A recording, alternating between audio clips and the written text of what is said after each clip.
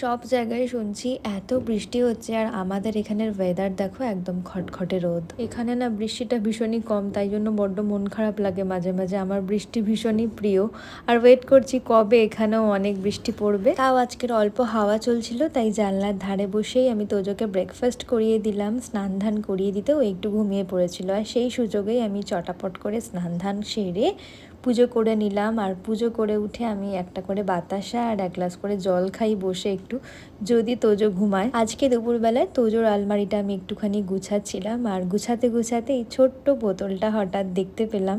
প্রথম 3 দিন তোজো মানে বাইরের দুধ মানে ফর্মুলা মিল্ক খেয়েছিল, কেন কি প্রথম 3 দিন আমার ব্রেস্ট মিল্ক আসেনি, মানে আফটার ডেলিভারি। তো তখন এই বোতলটা হসপিটাল থেকেই কেনা হয়েছিল। তারপর থেকে তো এখনও অবধিও বাইরের দুধ খায় না, ব্রেস্ট মিল্কই খায়। তো এত ছোট্ট বোতলটা দেখে আবার সেই পুরানো দিনের কথাগুলো মনে পড়ে গেল। 3 দিন পর থেকেই আমি তোজোকে ব্রেস্ট মিল্ক চালু করে দিয়েছিলাম, আর বাইরে দুধ দেওয়ার প্রয়োজন হয়নি। এই যে দেখো, এখন সন্ধেবেলা একটু ঘুমিয়ে পড়াতে সমস্ত ওর খেলনা দেলনাগুলো গুছিয়ে রাখলাম। সারা ঘর এরকম হয়ে থাকে আমার এখন, আর দিনের মধ্যে যে আমি কতবার গুছাই কি বলবো। আর সন্ধেবেলায় আজকের বাড়িতেই বানিয়ে নিলাম গরম মশলা, তো এখন স্টোর করে রাখবো, অনেক দিন পর্যন্ত